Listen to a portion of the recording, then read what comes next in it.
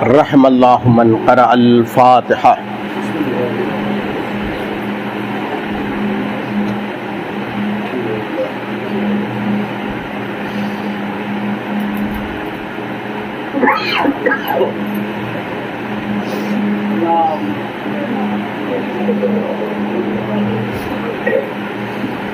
لا حول ولا قوة الا باللہ العلی العظیم. حسبنا اللہ ونعم الوکیل، نعم المولا ونعم النصیر. اعوذ باللہ من الشیطان الرجیم. بسم اللہ الرحمن الرحیم. الحمد للہ رب العالمین والعاقبۃ للمتقین والجنۃ للموحدین والنار للملحدین. والصلاة والسلام علی اشرف الانبیاء والمرسلین سیدنا و مولانا ابی القاسم محمد وعلی آلہ الطیبین الطاہرین المعصومین المظلومین. لا سیما بقیت اللہ فی الارضین ارواحنا لتراب مقدمہ الفدا ولعنت اللہ علی اعدائہم اجمعین. اما بعد فقد قال الامام السجاد علیہ السلام: اعطینا العلم والحلم والسماحہ والشجاعہ والمحبۃ فی قلوب المؤمنین. السلام علیکم.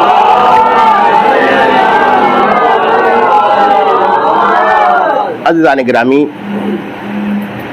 یہ مجلس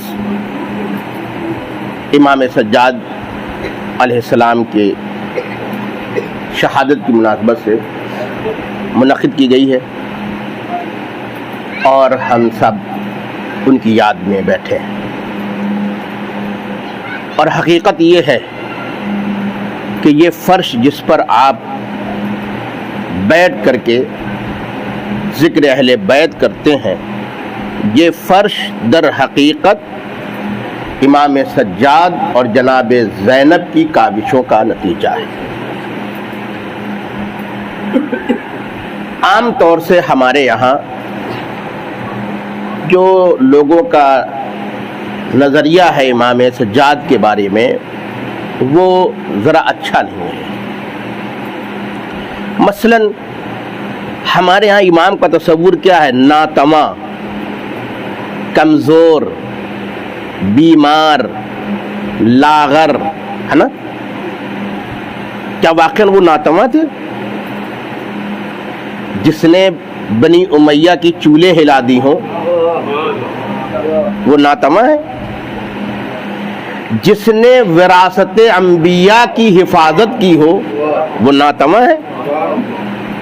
تو میں نے کہا نا کہ ایک عام جو تصور لوگوں کے ذہن میں آتا ہے وہ امام زین العابدین کا نام سن کر کے یہ آتا ہے کہ ایک لاغر انسان، ایک کمزور انسان، ایک ناتواں انسان. بلکہ ترکیب بنا لی ہے لوگوں نے کہ بیمار امام وہ ذہنیتیں بیمار ہیں جو امام کو بیمار سمجھے. ایک مصلحت کی بیماری. آپ جانتے ہیں کہ کیا امام سجاد زندگی بھر بیمار رہے؟ نہیں. ایک مصلحت کے مطابق امام سجاد بیمار ہوئے تاکہ ان کے اوپر سے جہاد کیا ہو جائے؟ ساقط ہو جائے. یہ تھوڑی تھا کہ وہ کربلا سے پہلے بیمار تھے یا کربلا کے بعد بھی بیمار نہیں رہے. وہ کربلا کے بعد بھی بیمار نہیں تھے، لیکن ہم نے ترکیب کیا بنا لی؟ بیمار امام، بیمار کربلا. یہ ایک طریقے سے کیا ہے؟ بے معرفتی ہے امام سجاد کی شان میں. اب کہیے کہ کیوں میں یہ بات کہہ رہا ہوں؟ عزیزو، دنیا میں دو قسم کے مینجمنٹ ہوتے ہیں. ایک نارمل مینجمنٹ ہوتا ہے عام حالات میں جس کو اتارا جاتا ہے، اور ایک بحرانی انتظامیہ ہوتی ہے، کرائسس مینجمنٹ، ہے نا؟ جب نارمل مینجمنٹ جو ہے وہ عام انتظامیہ جب اپنا کام کر چکتی ہے اور جب حالات بحرانی ہو جاتے ہیں تو پھر بحرانی انتظامیہ کو اتارا جاتا ہے، کرائسس مینجمنٹ کو اتارا جاتا ہے۔ آپ جانتے ہیں کہ دنیا میں جو کرائسس مینجمنٹ ہے ان کی تربیت بھی الگ ہوتی ہے، ان کی سیلری بھی الگ رکھی جاتی ہے۔ یہ سب ہوتا ہے یا نہیں ہوتا ہے؟ کیوں؟ اس لیے کہ وہ عام حالات میں نہیں سنبھالتے ہیں، وہ بحرانی دور میں سنبھالتے ہیں۔ اب ایک جملہ کہوں، نظام الہی کو عام حالات میں سنبھالنے کے لیے اتنے انبیاء آئے، اتنے امام آئے، لیکن نظام الہی کے لیے سب سے بحرانی دور وہ کربلا ہے، اور کربلا میں بھی سب سے زیادہ بحرانی دور کربلا کے بعد ہے، یعنی امام کی شہادت کے بعد سب سے زیادہ بحرانی دور آتا ہے۔ اب عزیزوں جملہ کہہ رہا ہوں، اگر خدا کی نگاہ انتخاب کسی شخصیت پر ہو رہی ہے تو یہ بتائیے کہ وہ ناتما ہے یا اس کے اندر اتنی صلاحیت ہے؟ امام سجاد کو ہم اس حوالے سے دیکھنے کی کوشش کریں، یہ بڑی بے معرفتی امام سجاد کے ساتھ ہوئی ہے کہ ہمارا تصور ان کے بارے میں کیا ہے کہ ایک ناتما، ایک لاغر، ایک کمزور، ایک بیمار۔ میں نے کہا نا کہ بحرانی ترین دور جو امامت کا ہے بلکہ نظام ہدایت کا ہے، اس میں کس کو ذمہ داری دی جا رہی ہے؟ امام سجاد علیہ السلام کو دی جا رہی ہے۔ تو وہ ناتما اس لیے دی جا رہی ہے یا ان کے اندر یہ صلاحیت تھی کہ وہ اس بحرانی دور میں اس ایسی امامت چلائیں گے کہ اپنے والد کے مشن کو بھی محفوظ رکھیں گے، وراثت انبیاء کی بھی حفاظت کریں گے، اور ظالم کو بھی قیامت تک کے لیے بے نقاب کر دیں گے۔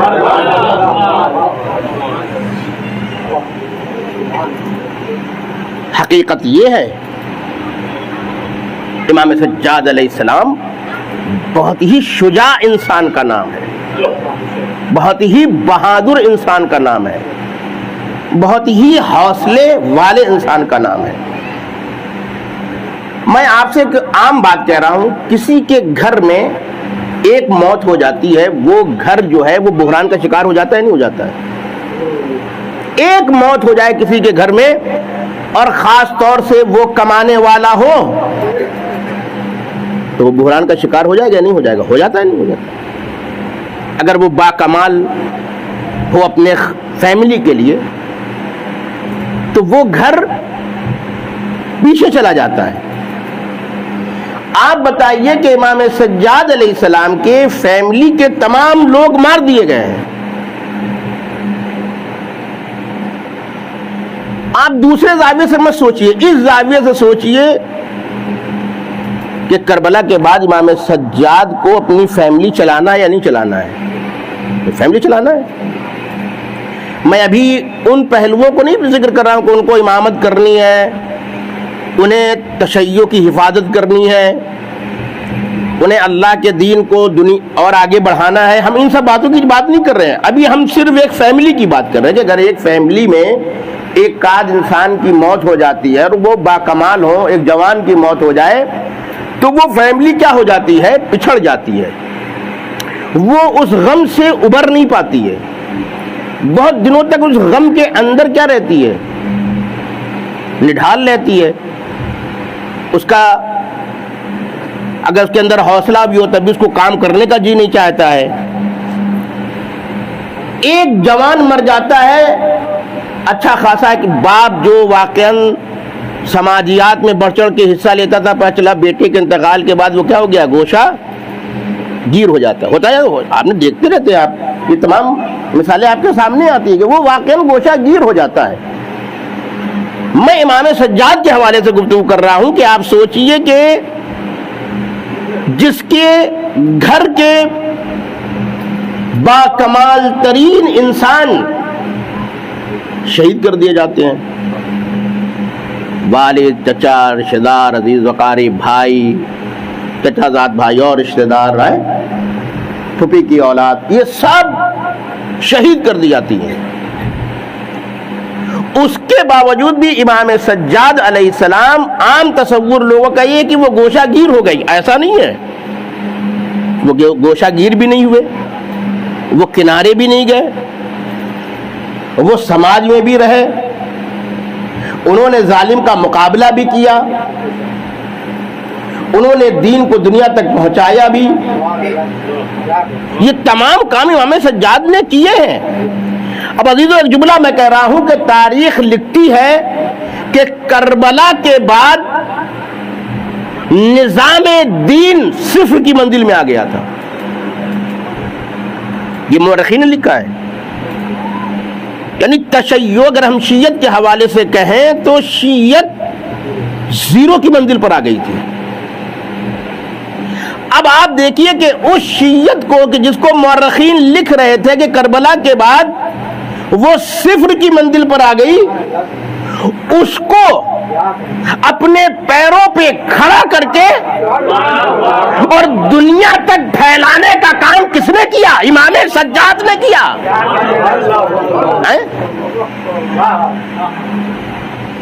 اور یہ میں نے کوئی لفاظی نہیں کی ہے، میں لفاظی کا عادی بھی نہیں ہوں. یہ میں نے لفاظی نہیں کی ہے کہ میں نے لفاظی میں یہ بات کہہ دی ہو. امام سجاد علیہ السلام نے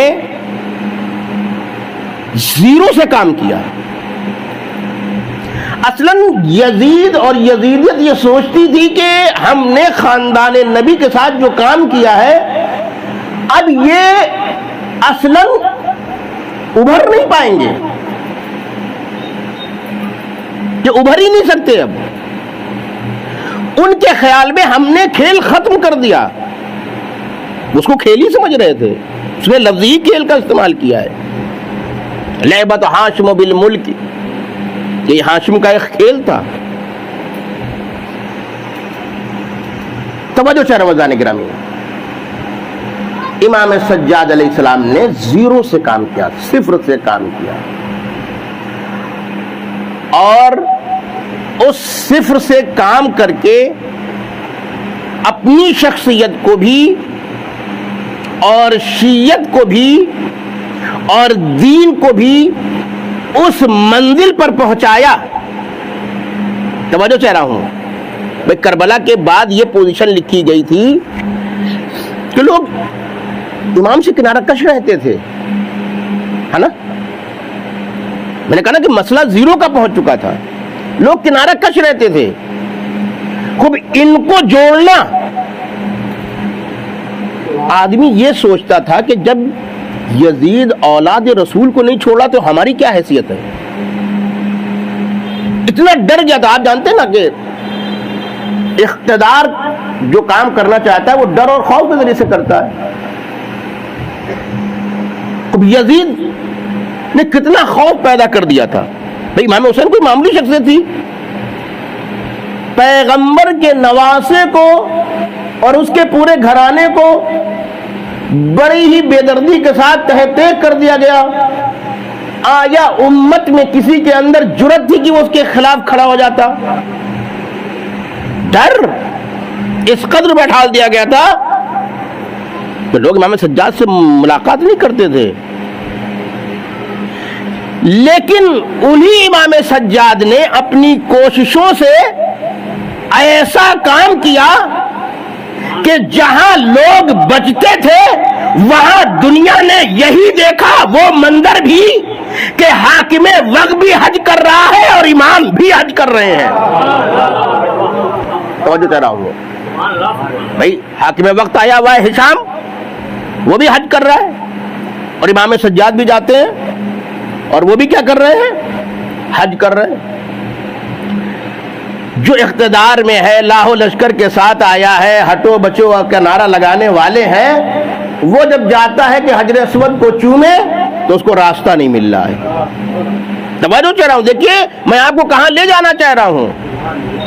یہ اس واقعے کی آپ تجزیہ کیجئے، تحلیل کیجئے کہ جہاں یہ پوزیشن تھی کہ کربلا کے فوراً بعد لوگ ملنا نہیں چاہتے تھے ڈر کے مارے، وہاں امام سجاد نے اسی سوسائٹی میں کس قدر حوصلے سے کام لیا کہ ہشام کے دور میں آتے آتے یہ پوزیشن ہو گئی ہے کہ ہشام جو ولی عہد ہے وہ حج کر رہا ہے، حجر اسود کو چومنا چاہتا ہے اور حجر اسود کو چوم نہیں پا رہا ہے، لوگ اس کو راستہ نہیں دے رہے ہیں. آخر میں تھک ہار کر کے ایک بلندی پہ جا کر کے بیٹھ گیا. توجہ چاہ رہا ہوں. اس کے لیے کرسی لگا دی گئی، وہ وہاں بیٹھا ہوا تھا. اتنے میں اس نے دیکھا کہ ایک نورانی شخصیت آئی اور جیسے ہی وہ حجر اسود کی طرف بڑھی لوگ کائی کی طرح پھٹتے چلے گئے راستہ. اور اس کے بعد وہ گئے حجر اسود کو چوما اور اس کے بعد وہاں سے ہٹے، پھر لوگوں نے راستہ دے دیا. توجہ چاہ رہا ہوں، امام سجاد کی شخصیت کو بتا رہا ہوں میں آپ کی خدمت میں. اب یہ بڑا عجیب منظر تھا کہ جو حاکم وقت ہے اس کو لوگوں نے راستہ نہیں دیا، اور ایک انسان آتا ہے اس کو لوگ راستہ دیتے ہوئے چلے جاتے ہیں، وہ حجر اسود کو آسانی سے چومتا ہے. تو اب ظاہر سی بات ہے کہ جو شام سے اس کے ساتھ ہشام کے ساتھ لوگ آئے تھے وہ بھی تجسس میں پڑ گئے کہ یہ ہے کون صاحب. اب یہاں پر دیکھیں وہ تجاہل سے کام لے رہا ہے. اس کے جو حواشی، اس کے جو موالی چاروں طرف تھے، اس کے فوج کے سپہ سالار جو چاروں طرف تھے، انہوں نے کسی نے کہا کہ یہ ہے کون. تو اب ہشام بھی جانتا تھا کہ یہ کون ہے، لیکن اس نے کہا کہ میں نہیں جانتا کہ یہ کون ہوں. توجہ چاہ رہا ہوں. وہاں درباری شاعر ہے فرزدق. توجہ چاہ رہا ہوں، فرزدق پہلے کوئی اہل بیت کا حامی شاعر نہیں ہے، وہ درباری شاعر تھا، وہ دربار سے وابستہ شاعر تھا. اب عزیز الجملہ کہہ رہا ہوں، امام سجاد کی کاوشوں کو دیکھو جس نے درباری شاعر کو انقلابی شاعر بنا دیا.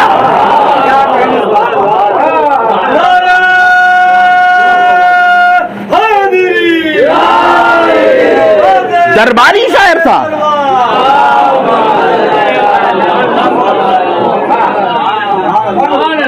توجہ چاہ رہے ہو گرامی، یہی تو فرزدق تھا. جب امام حسین کربلا کی طرف جا رہے تھے یہی تو حج کرنے کے لیے جا رہا تھا اور اس کی راستے میں ملاقات ہوئی تھی. تب کیا یہ امام کے ساتھ گیا؟ یہ فرزدق امام کے ساتھ نہیں گیا ہے، بلکہ اس نے یہ رپورٹ دی کہ کوفے کے لوگ دل آپ کے ساتھ ہے، تلواریں ان کی ساتھ ہے نا. تو آپ دیکھیں یہی فرزدق ہے.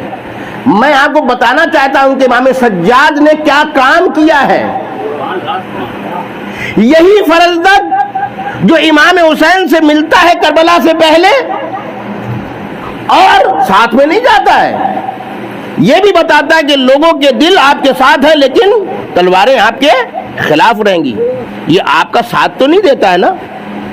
لیکن آج وہی فرزدق اتنا نڈر ہو گیا ہے کہ اسے اپنے موت کا بھی خوف نہیں ہے. بھائی اب اس کو موت کا خوف نہیں رہا، تبھی تو اس نے جو ہے تو کہتا ہے کہ جب اس نے کہا ہشام نے کہ مجھے نہیں معلوم کہ یہ کون ہے، تو یہ تو درباری شاعر تھا اور ہمیشہ ان لوگوں کی شان میں قصیدے کہتا رہتا تھا. دربار سے اس کے لیے وظیفہ ملتا تھا، یعنی فرزدق جو ہے وہ باقاعدہ وظیفہ پاتے تھے سرکار کی طرف سے. تب آپ سوچ لیے کہ سرکار کے مخالف تو جانا یوں بھی ان کا کہ آدمی سوچتا کہ بھائی وظیفہ بند ہو جائے گا، جان خطرے میں چلی جائے گی، یہ تمام چیزیں تھی نا. لیکن میں آپ کو کہنا یہ چاہتا ہوں کہ آپ دیکھیے کہ وہی فرزدق جو پہلے ایسا تھا، امام سجاد کی کاوشوں کے نتیجے میں وہی فرزدق جو دربار کا تھا فوراً اٹھتا ہے، کہتا ہے کہ فی البدیع قصیدہ کہتا ہے اور فی البدی قصیدہ کہہ کے کہتا کہ یہ، ارے ان کو تو مکہ بھی پہچانتا ہے، ان کو تو مینا بھی پہچانتا ہے، ان کو تو حرم بھی پہچانتا ہے۔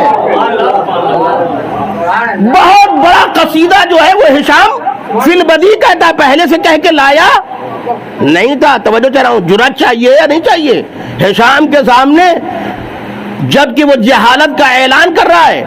اور عجیب بات ہے کہ ہشام کو خطاب کر کے کہتا ہے کہ ان کو عرب اور عجم پہچانتے اور تو نہیں پہچانتا، یعنی ڈائریکٹ جہالت کی نسبت۔ اگر ہم ایک عام آدمی کو کہتے کہ آپ کو کیا پتا تو وہ غصہ ہو جاتا ہے۔ اب آپ بتائیے کہ ہشام سے کہہ رہا ہے، وہ کہہ رہا ہے کہ جس کو عرب اور عجم پہچانتے ہیں اس کے بارے میں آپ کہہ رہے ہیں کہ نہیں جانتے۔ تو اس نے فی البدی، توجہ کر رہا ہوں، تو یہی فرزدق پہلے بھی تھا، موت سے ڈرتا تھا، منصب سے ڈرتا تھا کہ منصب چھن نہ جائے، ہے نا، پیسے کی لالچ میں مبتلا تھا، ہے نا، لیکن آج یہی فرزدق اس قدر شجاع ہو گیا، اس قدر بہادر ہو گیا کہ اب نہ اسے جان کا خطرہ ہے، جان جائے تو جائے، ہٹا دیا جائے تو ہٹا دیا جائے، جیل میں ڈال دیا جائے تو جیل میں ڈال دیا جائے، وظیفہ بند کرنا ہو تو وظیفہ بند کر دیا جائے، اور یہ سب ہوا فرزدق کے ساتھ کہ جیل میں بھی ڈال دیا گئے اور وظیفہ بھی بند کر دیا گیا۔ تو امام سجاد علیہ السلام نے، توجہ چاہ رہا ہوں، فرزدق کو تحائف بھجوائے تھے، تحفے بھجوائے تھے جو انہوں نے یہ دلیری کی تھی۔ تو اب آپ دیکھیں، توجہ چاہ رہا ہوں، ایک لالچی انسان کو ایسا پروان چڑھا دیا کہ فرزدق نے کہلوایا کہ یہ میں نے تحائف کی لالچ میں نہیں، یہ تو ہم نے اللہ کی قربت، رسول کی قربت اور آپ کی محبت میں کہا ہے۔ توجہ چاہ رہا ہوں، سامنے آیا نا، اب دیکھیں بالکل بدل گیا ہے وہ فرزدق، جو کل امام کا ساتھ نہیں دے رہا تھا وہی فرزدق ہے یہ، لیکن اس کو شجاع بھی بنا دیا، اس کو بہادر بھی بنا دیا، اس کے دل سے لالچ نکال دی، اس کے دل سے خوف نکال دیا۔ تو یہ امام سجاد کی تربیت کا نتیجہ ہے نا۔ امام سجاد نے کربلا کے بعد کام کیا ہے، گوشاگیر نہیں رہے ہیں۔ یہ لوگوں نے جو عام تصور بنایا ہے یہ امام کے بارے میں صحیح نہیں ہے۔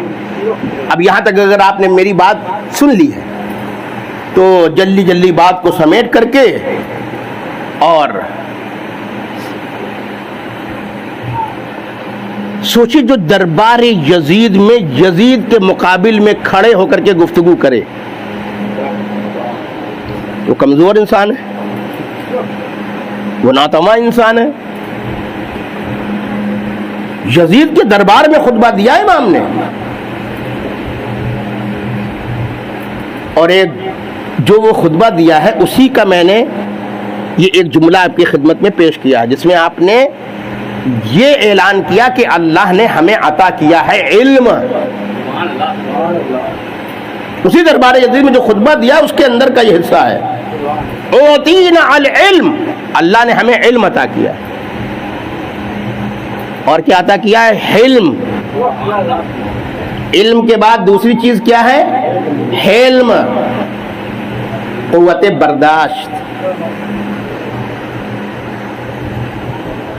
جو جذباتی لوگ ہوتے ہیں نا یہ کام خراب کر دیتے ہیں۔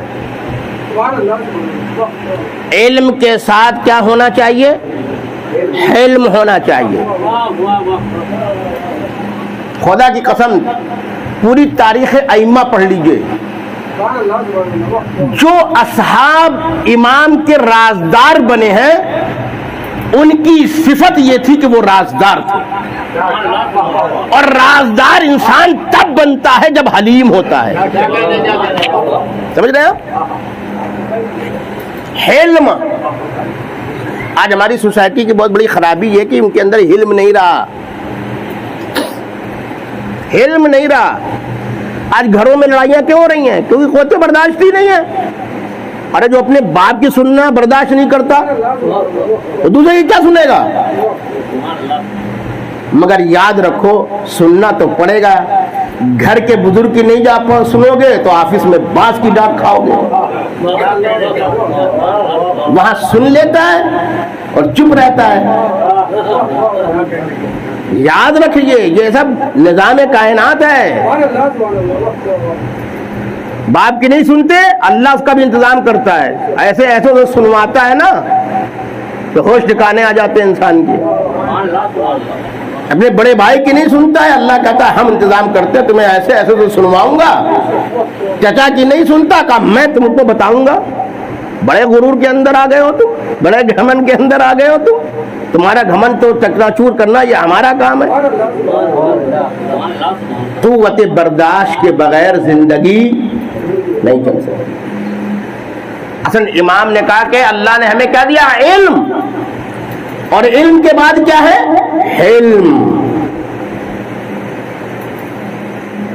سخاوت, شجاعت, محبت مومنین کی دلوں میں ہے نا.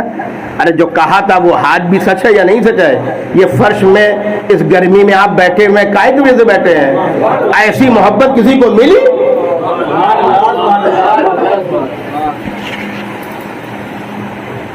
بھائی جس وقت لوگوں کو آرام کا موقع ہے اس وقت آپ کیا ہیں؟ تو کس کے چکر میں آیا؟ محبتی میں تو آئے ہیں اہل بیت کی. امام سجاد نے دربار میں اعلان کیا کہ اللہ نے ایسی محبت دی ہے ہمیں.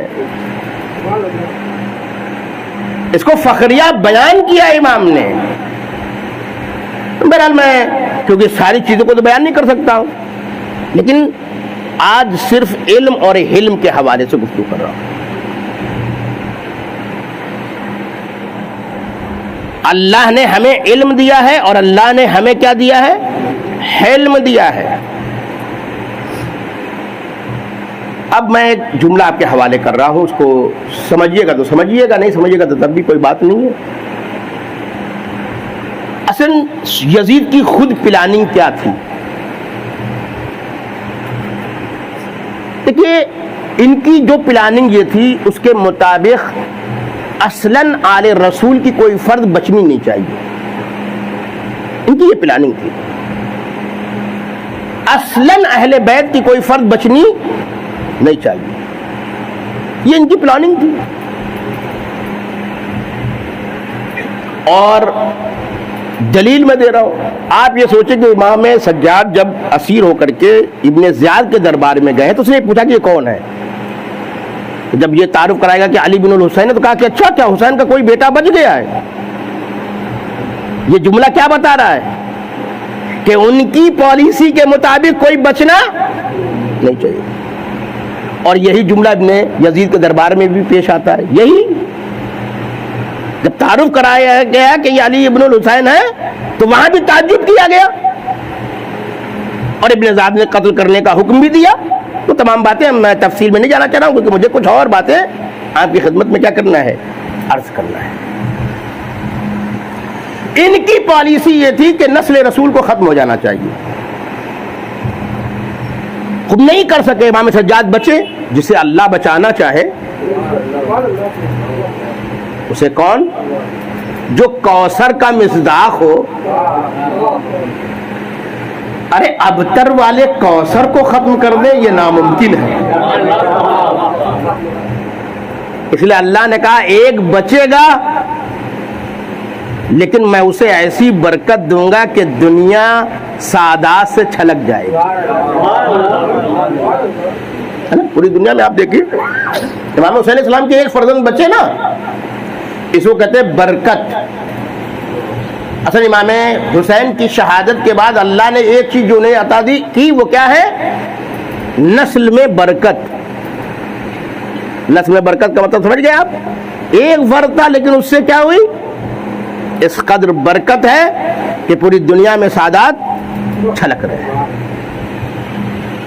تو ان کی ابتر والوں کی کوشش تھی کہ کوثر رہنے نہ پائے. اب ان کی ایک اور پلاننگ تھی، وہ یہ تھی کہ ہم ڈائریکٹ تو نہیں کر سکے، لیکن کوئی ایسا کام کریں کہ ان ڈائریکٹ ان کا خاتمہ ہو جائے. ٹھیک ہے. اب میں آپ کو ایک بات اور بتانا چاہتا ہوں، یزید شام میں کس حیثیت سے رہتا تھا؟ ان کی پوزیشن کیا تھی شام میں؟ اصل شامی ان کو کیا مانتے تھے؟ شامی ان کو اہل بیت رسول مانتے. دنیا میں ہوتا نا پروپیگنڈا، ہوتا نا. کیوں؟ دیکھیے شام کا جو علاقہ ہے یہ دوسری خلافت میں فتح ہوتا ہے. دوسری خلافت میں کیا ہوتا ہے؟ فتح ہوتا ہے. انہوں نے رسول کو دیکھا ہے؟ نہیں دیکھا نا. شامیوں نے رسول کو نہیں دیکھا ہے. دوسری خلافت کے زمانے میں یہ شام فتح ہوتا ہے، اور فتح ہونے کے بعد کس کو مل جاتا ہے؟ بنی امیہ کو مل جاتا ہے. دیکھیں یہ متفق ہسٹری آپ کو بیان کر رہا ہوں میں. اچھا، بنی امیہ نے جان بوجھ کر کے یہ علاقہ لیا تھا، کیونکہ یہ علاقہ ان کا نیا نہیں تھا، پرانا تھا. کیونکہ ہاشم کے مقابل میں جب امیہ ہارا تھا تو اس کو جو جلا وطن ہوا تھا تو شام ہی گیا تھا. سمجھ رہے ہیں آپ؟ میں بہت ہی اشارے میں آپ کو تاریخ بتا رہا ہوں. ہاشم کے مقابل میں جب یہ امیہ ہارا ہے تو یہ شام گیا تھا نا. تو ظاہر سی بات ہے کہ جب شام میں برسوں رہا نا یہ وہاں، تو وہاں پر اس کے جان پہچان ہے، اس کی ملکیت یہ سب تھی وہاں پر. تو اس لیے یہ شام ان کا کوئی نیا علاقہ نہیں تھا. آپ دیکھیں کہ ابو سفیان سب سے پہلے کس کے پاس آیا؟ مولا علی کے پاس آیا نا. وہ مولا علی کے پاس محبت میں آیا تھا یا اپنی قیمت بڑھانے کے لیے آیا تھا؟ دیکھیے ہمارے ہندوستان میں آپ سیاست میں دیکھیے گا کہ جب الیکشن قریب آتا ہے تو جو نیتا ہوتے ہیں وہ ایک دوسری پارٹیوں کو سگنل دیتے رہتے ہیں کہ اگر میں وہاں چلا جاؤں گا. تو یہ جانے کا جو اعلان کرتے ہیں وہ کاہے کے لیے اعلان کرتے ہیں؟ تاکہ قیمت بڑھ جائے. اچھا بھائی نہیں جاؤ، ہم تم کو دیں گے. اچھا کیا مانگتے گا؟ ہم تو بھائی منسٹری لیں گے تب آئیں گے آپ کے ساتھ. ہوتا نہیں. یہ سیاست کا کھیل ہے. ابو سفیان تھا ادھری کا آدمی، پہلے آتا ہے مولا علی کے پاس، بتا رہے یہ خلافت تو آپ کا حق ہے اور ایسا ہے ویسا ہے، آپ کہیے تو میں مدینے کو سواروں سے بھر دوں گا، یہ کر دوں گا وہ کر دوں گا. مولا نے صرف ایک جملہ کہا کہ تم کب سے اسلام کے حامی ہو گئے. سمجھ آ گیا؟ بہرحال اس کا تو کام ہو گیا نا. اس نے تو ویلو تو بڑھوا لی. اب وہ وہاں گیا، جب وہاں گیا تو وہاں اندر خانہ معاملہ طے ہو گیا. اسی لیے ان کے بیٹے کو شام کا علاقہ دیا گیا. آپ سمجھ رہے ہیں کہ عرب میں سب سے قیمتی علاقہ شام تھا. کھیتی باڑی کے اعتبار سے اس زمانے میں بہت ہی اچھا علاقہ مانا جاتا تھا. آج بھی اچھا علاقہ مانا جاتا ہے. پانی ہے، فروٹس ہیں، کھیتی باڑی وہاں پر ہوتی ہے. عربستان میں کیا اگر آج تیل سوکھ جائے تو کچھ نہیں ہے ان کے پاس. وہ علاقہ بہت ہی ہرا بھرا، بہت ہی اس زمانے میں اس سے کافی ٹیکس ملتا تھا، کافی خراج ملتا تھا. تو میں چلا ہوں، دیکھیے اندر کھانے کی بات بتا رہا ہوں میں آپ کو. معاملہ طے ہو گیا، ساتھ دیا جائے گا تو کیسے؟ کچھ ہمیں بھی تو ملے گا. کیا ملا؟ کا شام کا علاقہ تمہیں دیں گے. اس لیے شام جب فتح ہوا تو یہ جو یزید ہیں ان کے بڑے ابا کا نام بھی یزید تھا. ماشاءاللہ یہ گھرانہ یزیدیوں سے خالی نہیں تھا. ان کے بڑے ابا کا نام بھی یزید تھا. سب سے پہلا گورنر کس کو بنایا گیا؟ بڑے ابا کو بنا دیا گیا. سمجھ میں آ گیا آپ کو؟ اب انہوں نے وہاں پر کیا بتایا لوگوں کو؟ کہنے لگے کہ ہم خاندان رسول ہیں. ہم کیا ہیں؟ خاندان رسول ہے. اصلاً شامی ان کو اہل بیت رسول کے عنوان سے جانتے تھے، خاندان رسول کے عنوان سے جانتے تھے. انہوں نے اپنے کو ایسے ہی پہچانوایا تھا.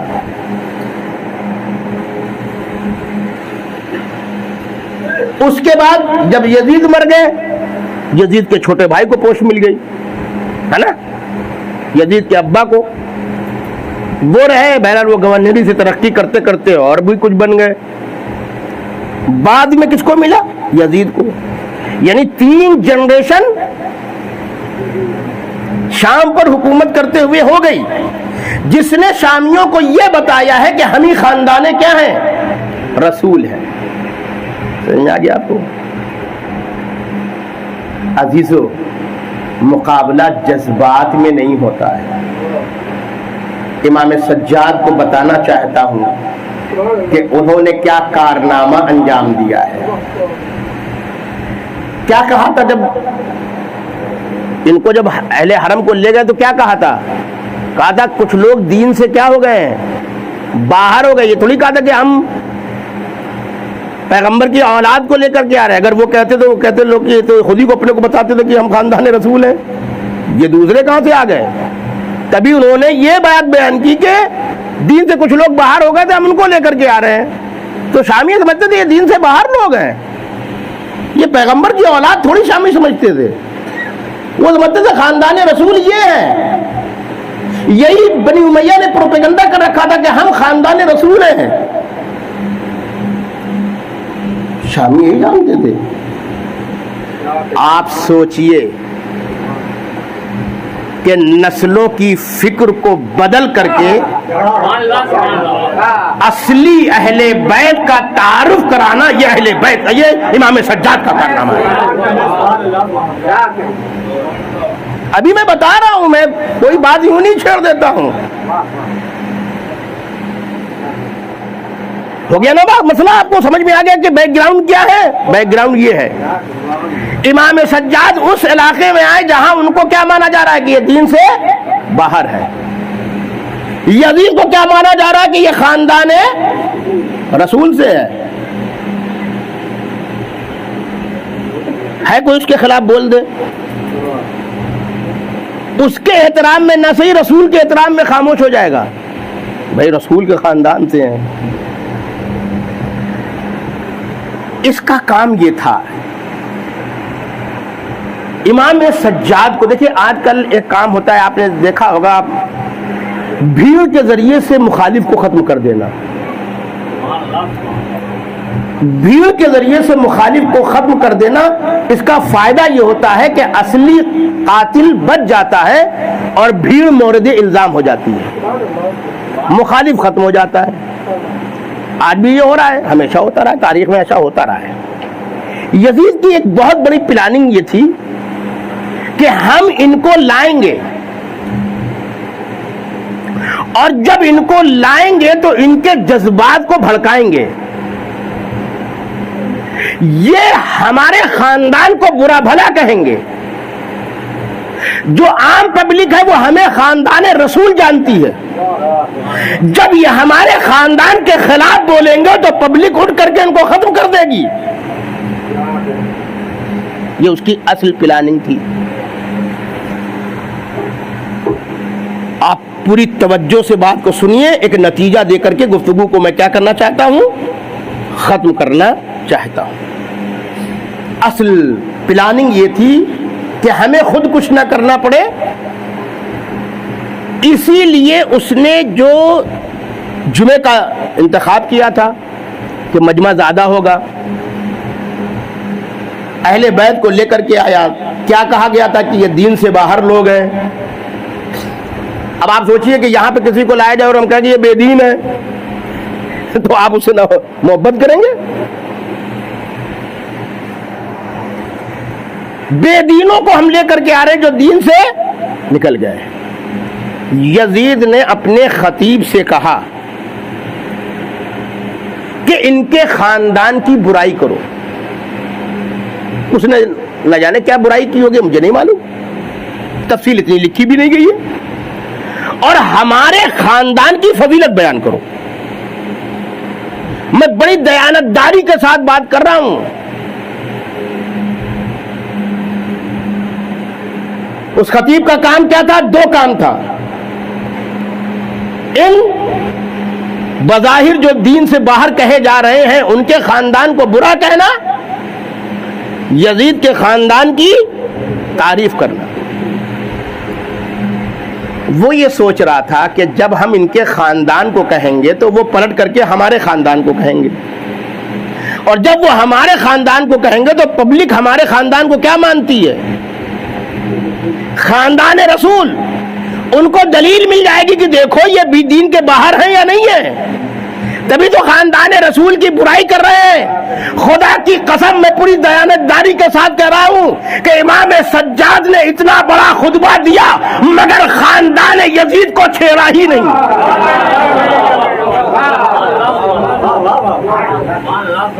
کیا کہا تھا کہ اللہ نے ہمیں علم دیا ہے اور حلم, علم دیا ہے اور حلم. جب علم ہوتا ہے تو یہ پہچان ہوتی ہے کہاں کیا کہنا ہے اور کیا نہیں کہنا ہے, اور حلم ہوتا ہے قوت برداشت ہوتی ہے. اسی لیے ایک جملہ آپ کے حوالے کر رہا ہوں, تبرہ جاہلوں کا کام نہیں ہے. تبرہ جاہلوں کا کام نہیں ہے, حتیٰ کہ تولا بھی جاہلوں کا کام نہیں ہے. تولا کے لیے بھی علم چاہیے اور حلم چاہیے, تبرہ کے لیے بھی علم چاہیے اور حلم چاہیے. اس کی پوری پلاننگ یہ تھی کہ بھیڑ جو ہمیں خاندان رسول مانتی ہے, جب یہ ہمارے خاندان کو برا کہیں گے وہ اٹھیں گے, ان کا کام کیا کر دیں گے؟ تمام کر دیں گے. اصلاً ہمارے اوپر کوئی الزام بھی نہیں آئے گا. بھائی بھیڑ نے مار دیا, ہم کیا کریں؟ خدا کی قسم یزید کے خطیب نے پلاننگ کے مطابق ان کے خاندان کی برائی بیان کی, یزید کے خاندان کی تعریف کی. امام اس کو کہتے ہیں شجاعت, بہادری, علم کے ساتھ حلم کے ساتھ. یہ قوت برداشتی تو ہے کہ خاندان کو برا کہا گیا, ہم ہوتے تو ڈائریکٹ یزید کو خاندان کے خلاف بولنے لگتے. کا یاد رکھو جو علم اور حلم کے ساتھ بولتا ہے وہ سب کچھ کہہ جاتا ہے, اور ایسے کہہ جاتا ہے کہ سانپ مر بھی جاتا ہے اور لاٹھی بھی نہیں ٹوٹتی. سمجھ میں آ گیا؟ امام نے اس کے خطبے کے بعد یہ کہا کہ کیا میں ان لکڑیوں پہ جا سکتا ہوں؟ دیکھیں ہمارے یہاں بہت سے لوگوں کی یہ تھنکنگ ہے, ارے بھائی مجلس ہے, کہنے لگے وہ فلاں صاحب آئے تھے انہوں نے بالکل دین کے خلاف باتیں کی. بولے نہیں آپ کچھ کہیے گا نہیں, مجلس ہے بھائی, مجلس ہے. ہم نے کیا کیا؟ مجلس کو مقدس بنا دیا, یعنی ظاہر کو مقدس بنا دیا. ارے بھائی جو ممبر پہ آ گیا تو آ گیا, ممبر پہ تو یزید کا بھی خطیب آیا تھا. یہ کون سی لاجک ہے آپ کی؟ بھائی آپ پھر کہیے نہیں جو ممبر پہ آ گیا آ گیا. اصل ہماری یہ لاجک ہی نہیں ہے کہ ہر آدمی ممبر پہ آ جائے.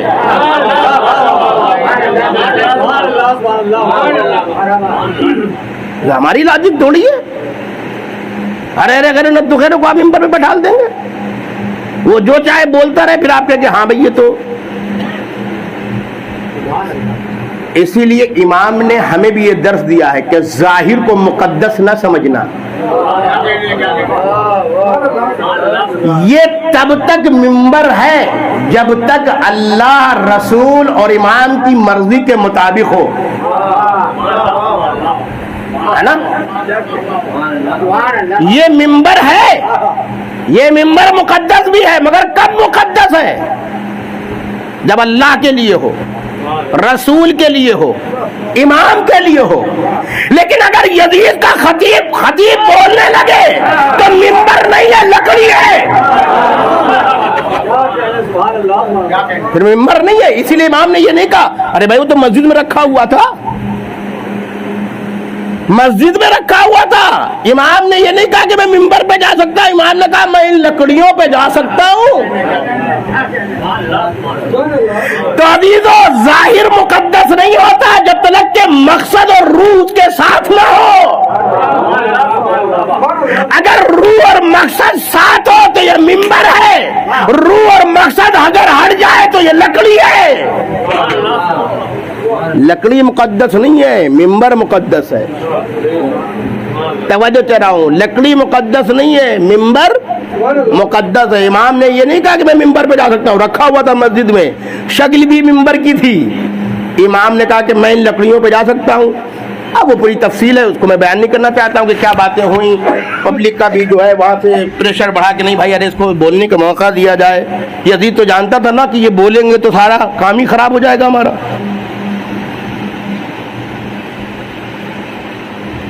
ये बोलेंगे तो हमारा पूरा काम ही क्या हो जाएगा, खराब हो जाएगा। गरज के इमाम गए और अब इमाम ने गुफ्तगू शुरू की। अब एक जुमला कह रहा हूं, जब तक यजीदी खतीब बोल रहा था वो लकड़ी था, और जैसे ही वारिस रसूल ने कदम रखा वो मिंबर हो गया। चीज वही है, जब तक वो लकड़ी, और जैसे ही इमाम सज्जाद खड़े हुए अब लकड़ी है या मिंबर, अब मिंबर है। ये तो कह रहा हूं, ये हमें भी दर्स दिया है, यहां हमें भी बताया है। अब यहां तक आपने मेरी बात सुन ली। अब इमाम ने स्लो पॉइजन, अब तो ये लफ्ज नहीं इस्तेमाल करना चाहिए, उनकी ब्रेन वॉशिंग की, उनके दिमाग को साफ किया। वो दिमाग को क्या साफ किया, कैसे? इन्होंने क्या बता रखा था कि ये दीन से बाहर लोग हैं। इमाम को सिर्फ दो काम करना है, एक तो ये बताना है कि हम दीन से बाहर नहीं है, एक बताना है कि ये खानदान रसूल से नहीं है ना। लिहाजा पहले गुफ्तगू की तौहीद की। अब ऐसी तौहीद, पूरा खुतबा नहीं पढ़ना चाहता हूँ, खुदा की कसम ऐसी तौहीद इमाम ने वहां बयान की कि लोग एक दूसरे को देखने लगे कि ये कैसा दीन से बाहर इंसान है कि जो ऐसी तौहीद बयान कर रहा है जो हमारी नस्लों ने भी सुना नहीं है।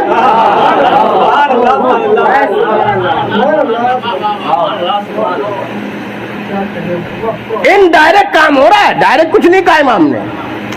तो हमको दीन से बाहर बता रहे थे ना, तौहीद की बहस लाए, रिसालत की बहस पेश की, मेराज का तज़किरा किया है, नबुवत के हसास तरीन मवारिद को बयान किया। लोग कहने लगे ये तो गहरी नबुवत जानता है।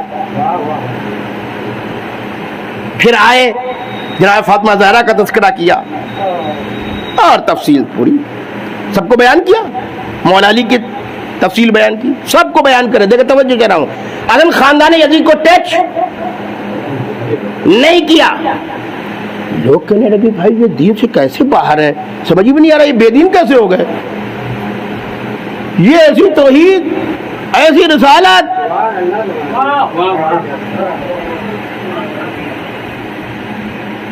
सब कुछ बयान करते रहे। अब बयान करते करते फिर अपने खानदान के तरफ आए। अब जब खानदान की तरफ आए तब बताया कि मैं कौन हूं। तवज्जो कर रहा हूं, अब खानदान का तारुफ कराया, रसालत का तारुफ कराते कराते मौला अली को पेश किया, बीबी फातिमा को पेश किया, जनाब हमजा को पेश किया। समझ में आया? हमजा को इसलिए भी पेश किया ताकि समझ लो न हमने पूरा नए हैं न ये नए हैं, ये कलेजा चबाने वालों ही की तो औलाद है। एक सलावत दीजिए मोहम्मद वाले मोहम्मद पर।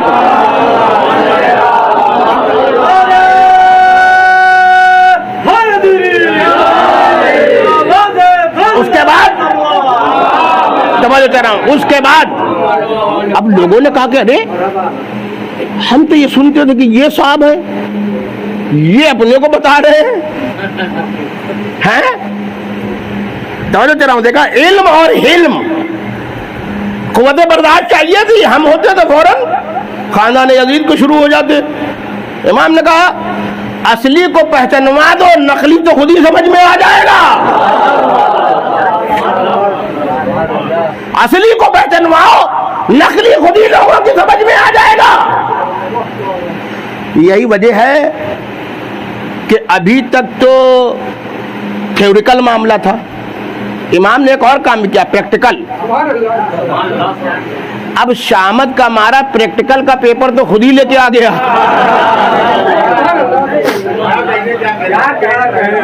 یہ شامت کا مارا یوں ہی نہیں لایا، امام سجاد نے اتنا مجبور کر دیا.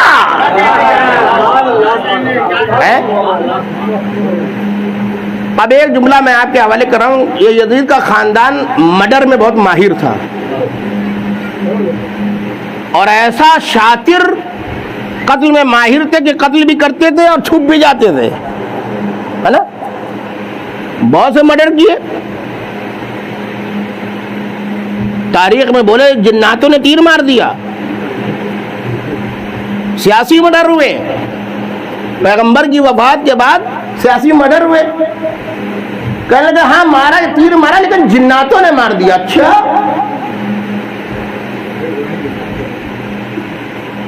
ہاں آپ جا کے تاریخ میں پڑھیے گا کتنے لوگوں کو جناتوں نے تیر مار دیا. یہ بھی اچھے جنات تھے کہ حاکم کے مخالفین کو چن چن کے مار رہے تھے. ہاں کہنا کہ جناتوں کا کہیں گے یہ تو دکھائی دیتے نہیں ہے، تو جنات دکھائی دیتا نہیں ہے تو وہ قاتل بھی دکھائی نہیں دے گا، لہذا جناتوں کو اوپر لگا دیا. امام حسن کو زہر دیا گیا جودہ کی آڑ میں، اصلی بچ گیا جودہ سامنے. مولا علی کو زہر کی تلوار سے مارا گیا. زہر کہاں سے آیا تھا؟ تو اصلی تو بچ گیا، ابن ملجم کا چہرہ سامنے آ گیا. سمجھ میں آ رہے؟ امام سجاد نے کہا میں آ رہا ہوں، لیکن اب صرف میرے باپ کا قاتل ہی بے نقاب نہیں ہوگا، ہمارے بزرگوں کے قاتلین بھی بے نقاب ہوں گے.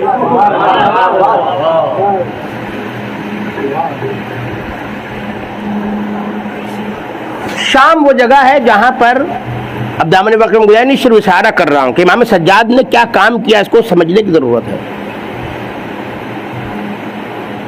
مغیرہ تو جانتے ہیں نا آپ، مغیرہ وہ تھا جس نے یزید کی ولی عہدی کا مشورہ دیا تھا. بہت مائنڈڈ انسان تھا، جو چیز ہے اس کی ہم تعریف کرتے ہیں، ایسی بات نہیں ہے. تھا فاسق تھا، فاجر تھا، برا تھا، مگر بڑا دماغی آدمی تھا. عرب کے دماغ دار لوگوں میں اس کا شمار ہوتا تھا مغیرہ کا. جب اس کو شام کے حاکم نے کنارے کرنا چاہا تو اب یہ سوچنے لگا کہ کیسے کنارے کر دے گا، تو ملنے گیا اور اس کے بعد انہوں نے کہا کہ ارے یزید کو آپ ولی عہد تو نہیں بناتے ہیں. اتنا چالاک آدمی تھا، یعنی بھانپ لیا کہ ہم کو معزول کرنے والے ہیں. تو اس نے کہا میں ایسی کوڑی کھیلوں گا کہ جس کی تم ہمت نہیں کر پا رہے ہو. یعنی اس کا مطلب یہ ہے کہ باپ چاہتا تو بہت زمانے سے تھا مگر ہمت نہیں کر پا رہا تھا. تو اس کا مطلب ہے کہ باپ کے زمانے ہی میں یزید اتنا بدنام تھا، اتنا بدنام تھا، باپ ہمت نہیں کر پا رہا تھا. اس لیے مغیرہ نے یہی چال چلی، کہا کہ ارے حضور آپ اعلان کیجئے، ہم ساتھ دیں گے. ہم گورنری اس کی باقی رہ گئی. سمجھ میں آ گیا؟ اتنا چالاک، اتنا ماہر آدمی تھا. اب یہ سوچئے کہ دیر سے زیادہ چمچے گرم والی منزل تھی. ایک دن کہتا ہے کہ اس کا بیٹا بھی کوفے کا یہ گورنر تھا، شام گئے ملنے کے لیے. اب آپ سوچ لیجئے کہ کتنی اہم سازشیں شام کے اندر ہو رہی تھیں. وہاں گئے تو روز آنا جاتا تھا اس کا باپ، شباب کباب کی محفلیں چلتی رہتی تھی، خوش ہو کے آتا تھا. ایک دن آیا تو بات جھلایا ہوا تھا. بیٹے نے کہا آج تو آپ بالکل رنگ ہی آپ کا الگ ہے. بولے کہ میں آج کافر ترین انسان کے پاس سے آ رہا ہوں. اب آپ سوچئے کہ جسے مغیرہ کافر ترین کہہ دے، اس کے پاس سے آ رہا ہوں. کہا کہ کیا ہوا بھائی، دیکھ رہا تھا چمچا گرم ہو گیا. آج کہنے لگے کہ آج میں نے اندر کی میٹنگ تھی، میں نے ان سے کہا کہ اب تو یہ بنی ہاشم بالکل ہی کمزور ہو گئے ہیں، اب آپ کے مقابل میں آنے کی ان کے اندر وہ نہیں ہے، تو اب ان کے ساتھ جو ہے آپ تھوڑا سا نرمی کیجئے. تو اس نے یہ کہا کہ دیکھتے ہو فلاں حکومت کی حکومت گئی نام گیا، مگر اس ہاشمی کو دیکھتے ہو 5 مرتبہ اس کا نام اذان میں لیا جاتا ہے۔ پھر اس نے کہا کہ میں اپنے باپ کی اولاد نہیں کہ اگر اس نام کو دفن نہ کر دوں۔ اب سمجھ میں آ گیا؟ یعنی شام کون سی جگہ ہے جہاں پیغمبر کے نام کو دفن کرنے کی کیا تھی؟ پلاننگ تھی نا۔ امام سجاد نے کہا آل رسول آئے گا، ذوالفقار لے کر کے نہیں، ہاتھوں میں ہتھکڑیاں لے کر کے آئے گا، مگر جس نام کو تم مٹانا چاہتے ہو اسی کو تمہیں سرکاری اعتبار سے کہنا پڑے گا۔ بھائی بہت بڑا جملہ میں نے آپ کے حوالے کر دیا۔ آج بھی آپ چلے جائیے شام میں، یہ زندہ معجزہ ہے، زندہ معجزہ ہے امام سجاد کا۔ آج بھی مسجد اموی کہلاتی ہے، جامع اموی کہلاتی ہے وہ مسجد، آج بھی مسجد ایک ہے، چاروں طرف اذان ہوتی ہے، اس کے چاروں طرف اذان ہوتی ہے۔ پوچھے بھائی مسجد تو ایک ہے، چاروں کونے سے اذان دلوا رہے ہیں آپ ایک وقت میں؟ بولے یہ امام سجاد کے زمانے سے ہوتا ہے۔ سمجھ میں آ گیا؟ اب امام سجاد نے کیا کارنامہ انجام دیا وہ بتانے جا رہا ہوں۔ نظری بات کرتے رہے، یہاں تک کہ وزیروں نے کہا حضور اب ان کی زبان رکوائیے، ورنہ یہ لوگ سمجھ گئے کہ اصلی کون ہے اور نقلی کون ہے، ہم لوگ کا تو کام ہی ختم ہو جائے گا۔ تو کہا پھر کرے کیا؟ کہ بھائی ان کی تقریر ختم کروائیے، اور کیسے؟ تو کہا کہ کرے کیا؟ کہا اذان دلوا دیجئے۔ توجہ ٹھہرا ہوں، کہا بس سمجھ لو یہی آل محمد کا کردار ہے، جب تک پیغمبر زندہ رہے ہم نے وجود کی حفاظت کی، اور جب پیغمبر اس دنیا سے چلے گئے تو ہم نے نام کی حفاظت کی۔ ہم نے نام کی حفاظت کی۔ تم نام مٹانا چاہتے تھے نا، تم نام مٹانا چاہتے تھے نا، اسی اذان سے نام کو ختم کرنے کی تمہاری پلاننگ تھی۔ بازیدو میں آؤں گا، آل محمد آئے گا، سن لو اس کی زبان کو خاموش کرانے کے لیے سرکاری طور پر نام محمد تجھے لینا پڑے گا۔ میری آواز تو رک جائے گی، نام محمد ابھر جائے گا۔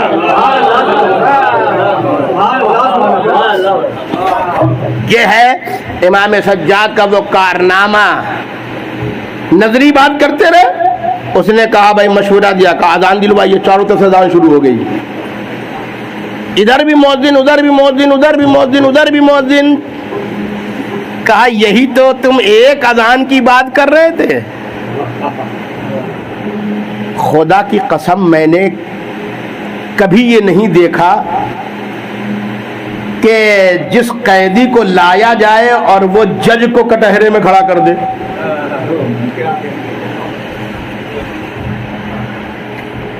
اس نے اذان دینا شروع کی،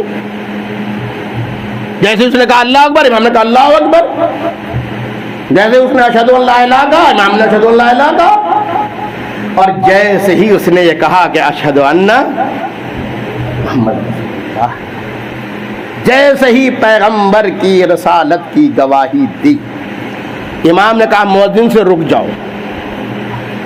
اب دیکھیں پریکٹیکل، ابھی تک تو تھیوری تھی، ہو سکتا ہے کچھ غبی زبان ذہن بیٹھے ہو، سمجھ میں نہ آیا ہو۔ ہاں بھائی ہر شاگرد تو ایک جیسا نہیں ہوتا، کچھ کن ذہن ہو جن کو تھیوری سمجھ میں نہیں آتی، جب تک پریکٹیکل نہ ہو جائے۔ اسی لیے آج دنیا میں تھیوریکل کے ساتھ پریکٹیکل پیپر بھی ہوتا ہے، وہاں پریکٹیکل بھی ہوا، ایسا مجبور کیا کہ یزید خود پریکٹیکل کا پیپر لے کے آ گیا، نہ اذان دلواتا نہ یہ بتاتے کہ معاملہ کیا ہے، جیسے ہی پیغمبر کا نام لیا۔ اب عجیب بات ہے، تاریخ نے جملہ لکھا، کہا یزید بتا یہ جن کا نام لیا گیا یہ تیرے جد ہے یا میرے؟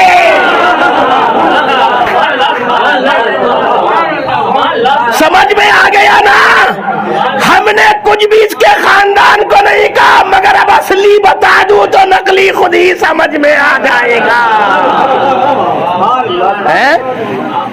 اب چپ، ارے ابھی تک تو آپ بتاتے رہتے تھے کہ خاندان رسول ہے۔ امام نے یہی زور دے کے کہا بتا یہ جن کا نام لیا گیا تیرے جد ہیں یا میرے جد ہیں؟ اب وہ چپ۔ اب امام جواب دیتے کہتے کہ تو کہے کہ تیرے جد تھے تو تو جھوٹا۔ اب پبلک کہنے لگی ارے یہ جھوٹا، پبلک کہنے لگی ارے یہ جھوٹا، اب تلک خاندان رسول ہم لوگوں کو یہی بتاتا رہا، یہ بھی بتاتا رہا، اس کا ابا بھی بتاتا رہا، اس کا بابا بھی بتاتا رہا، یہی بتاتا رہا، اور یہ کیا کہہ رہا ہے؟ یہ کہہ رہا اگر تو کہے کہ تیرے جدے تو تو جھوٹا، اور پھر کہا کہ اگر وہ میرے جد تھے تو اب بتا کہ جس کا کلمہ پڑھایا جا رہا ہے اس کی اولاد کو تو نے کیوں قتل کیا؟ تو نے کیوں قتل کیا؟ جرأت چاہیے تو نے۔ امام کو یہ بھی پتہ نہ تھا نا کہ بعد میں تاریخ میں کچھ لوگ بچانے کی بھی کوشش کریں گے، نہیں وہ ابن زیاد نے کروا دیا تھا، وہ عمر سعد نے کروا دیا تھا۔ امام نے کہا میں کچھ چھوڑوں گا ہی نہیں۔ امام نے کہا کہ بتا یہ جس کا کلمہ پڑھا جا رہا ہے اذان میں، جس کا نام لیا جا رہا ہے، اس کے بیٹے کو تو نے قتل کیوں کروایا؟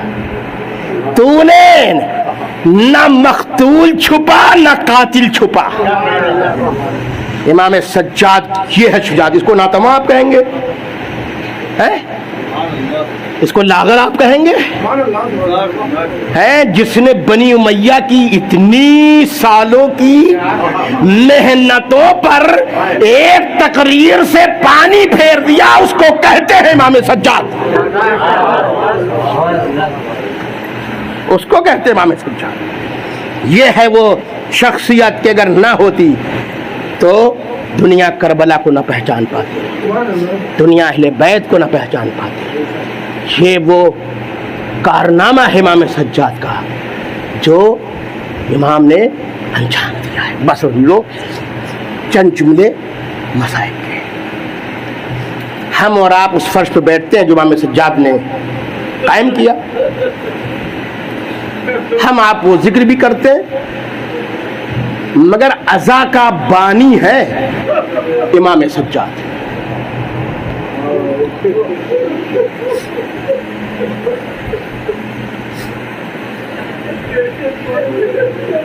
ہم بھی عزاداری کرتے ہیں، امام سجاد نے بھی عزاداری کی، لیکن ہماری عزا میں اور امام سجاد کی عزا میں کیا ہے؟ زمین اور آسمان کا فرق۔ آپ مجھ جیسے ذاکر سے چند جملے سنتے ہیں رونے لگتے ہیں، اب آپ سوچئے کہ جس مجلس کا ذاکر امام سجاد ہو، جس نے خود اپنی نگاہوں کے سامنے تمام شہادتوں کو دیکھا ہو، اس کی کیفیت کیا ہوگی؟ تابوت آپ دیکھتے ہیں رونے لگتے ہیں، ہے نا؟ جبکہ یہ تابوت اوریجنل تو نہیں ہے، ہم نے لکڑی لی، ہم نے کپڑا ڈال دیا، ہم نے اس پہ ایک رنگ ڈال دیا تاکہ ایک تصور خون کا ہو۔ آپ دیکھتے ہیں اور رونے لگتے ہیں۔ اب آپ سوچئے اس مجلس کی کیفیت کہ جہاں تبرکات میں شہداء کے سر آئے،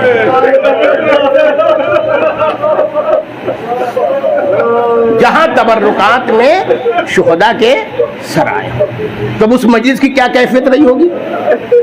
یہ دربار جدید میں قائم کیا نا امام سجاد و جناب زینب نے۔ ہم نے کہا آپ تابوت دیکھتے رونے لگتے ہیں، آپ سوچئے کہ اس مجلس میں جب سر آئے ہوں گے شہداء کے تو کیا کیفیت ہوئی ہوگی؟ یہی وجہ ہے کہ وہ تابوت وہ سر آتے تھے، کبھی ام فروا اٹھتی تھیں، کبھی جناب لیلا اٹھتی تھیں، دو سر آئے کوئی اٹھا نہیں، تو شام کی عورتوں نے کہا لگتا ہے ان کی ماں زندہ نہیں ہے، اور اس کے بعد کہتے ہیں کہ اچھا ہی ہوا کہ ان کی ماں زندہ نہیں ہے، کیسے برداشت کرتی ہے چاند صورت بچے جو ہیں۔ اللہ اکبر.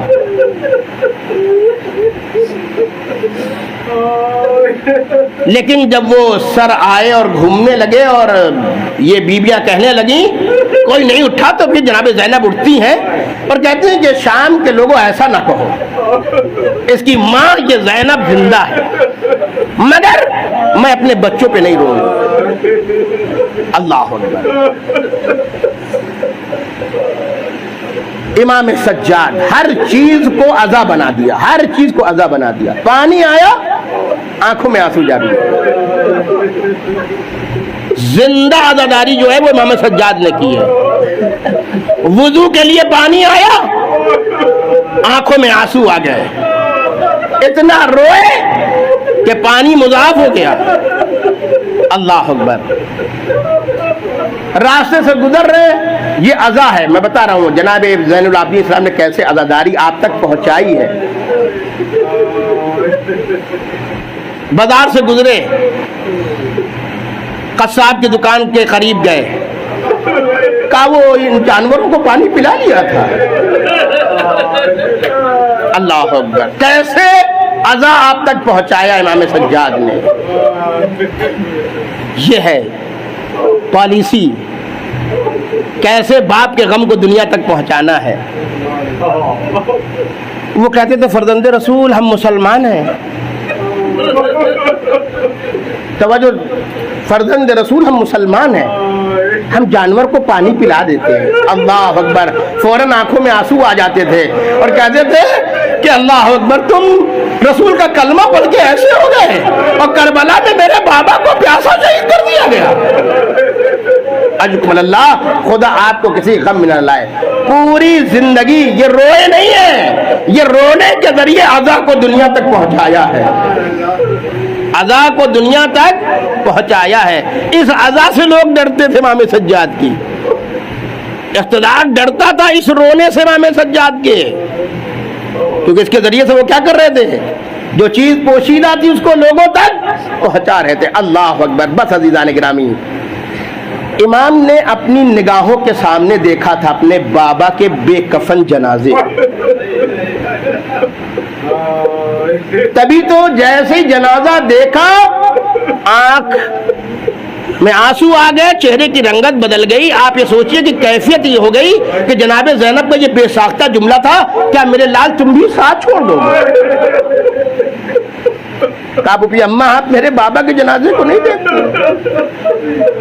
ارے گھوڑوں کی ٹاپوں سے پامال ہو گیا تھا جنازہ.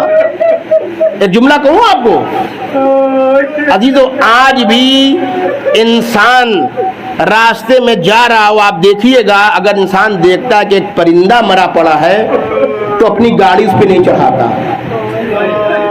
حتیٰ کہ مسلمان بھی نہ ہو, غیر مسلم بھی ہو, کوئی بھی ہو, ایک پرندہ ایک جانور کا جنازہ پڑا ہو تو وہ گاڑی کاٹ کے نکالتا ہے. یہ ہوتا ہے نہیں ہوتا ہے. اللہ اکبر. کربلا میں وہ کیسے درندے تھے جنہوں نے فرزند رسول کے جنازے کو گھوڑوں کی ٹاپوں سے پامال کیا. یہی وجہ کہ امام سجاد کے چہرے کا رنگ بدل گیا ہے, کیونکہ روایت کے جملے تھے کہ اتنے گھوڑے دوڑائے گئے کہ پسلیوں کی ہڈیاں تک چکنا چور ہو گئی تھی. اللہ اکبر. یہ ہے امام سجاد. آپ کیا امام سجاد اس جنازے کو زندگی بھر بھول سکتے ہیں؟ آپ سنتے اور آپ نہیں بھول پاتے ہیں, امام سجاد بھول جائیں گے. جناب علی اکبر کے سینے کو آپ نہیں بھول پاتے, امام سجاد بھول جائیں گے. جناب علی اصغر کے گلے کو ہم نہیں بھول پا رہے, امام سجاد بھول جائیں گے. ہمیشہ عزا میں رہے. یہاں تک آپ نے سن لیا. اب امام کو مدینے میں زہر دیا جاتا ہے. ولید کے زمانے میں امام کو زہر دیا جاتا ہے. زہر کی کیفیت یہ ہے کہ یہ جیسے جیسے اثر کرتا ہے پیاس بڑھتی جاتی ہے. میں جملہ کہنا چاہتا ہوں, شاید اس خرانے کی قسمت میں پیاس لکھی گئی ہے, لیکن ایک جملہ آپ کے حوالے کراؤں, کیونکہ امام سجاد نے کارنامہ کیا نا, اس کے بعد جو کام انجام دیا اس کے نتیجے میں اتنے شاگرد پروان چڑھائے امام نے کہ بنی ہاشم کا یہ پہلا جنازہ ہے جو بڑی عزت و احترام کے ساتھ اٹھا بھی ہے اور عزت و احترام کے ساتھ دفن بھی ہوا ہے۔ وہ اس لیے کہہ رہا ہوں کیونکہ ایک جنازہ اور بھی عزت و احترام کے ساتھ اٹھا تھا، مگر کاش اس پر تیروں کی بارش نہ کی ہوئی۔ وہ نہ جانتے جناب زہرا کا جنازہ کیسے اٹھا، پیغمبر کا جنازہ کیسے اٹھا میدان مدینے میں، سب پتا ہے آدمی کو، جا کے ہسٹری پڑھے جناب زہرا کا جنازہ کس مظلومے سے اٹھا۔ امام سجاد کو زہر دیا گیا، امام باقر نے اپنے ہاتھوں سے حلق میں پانی ڈالا۔ اللہ اکبر۔ جب امام باقر بھی کربلا میں موجود تھے یا نہیں تھے؟ آپ سوچئے کہ جب باپ کے حلق میں پانی ڈالا ہوگا تو امام باقر کو کربلا یاد نہ آئی ہوگی، امام سجاد کو کربلا یاد نہیں آئی ہوگی۔ اجرکم اللہ، آپ کی آوازیں بلند ہو گئی، چند جملے مسائل کی آپ کی زحمت کو تمام کر رہا ہوں۔ عزیزان گرامی، ابھی تابوت اٹھے گا، اسی یاد میں اللہ اکبر اس کا تابوت اٹھے گا جس کے دل میں یہ تمنا رہ گئی کہ اپنے باپ کا تابوت اٹھائے، اس کا تابوت ابھی آپ اٹھائیں گے۔ اللہ اکبر۔ بس چند جملے، پانی امام باقر نے اپنے ہاتھ سے ڈالا، آپ کی شہادت ہوتی ہے، پورا گھر بھرا ہوا ہے۔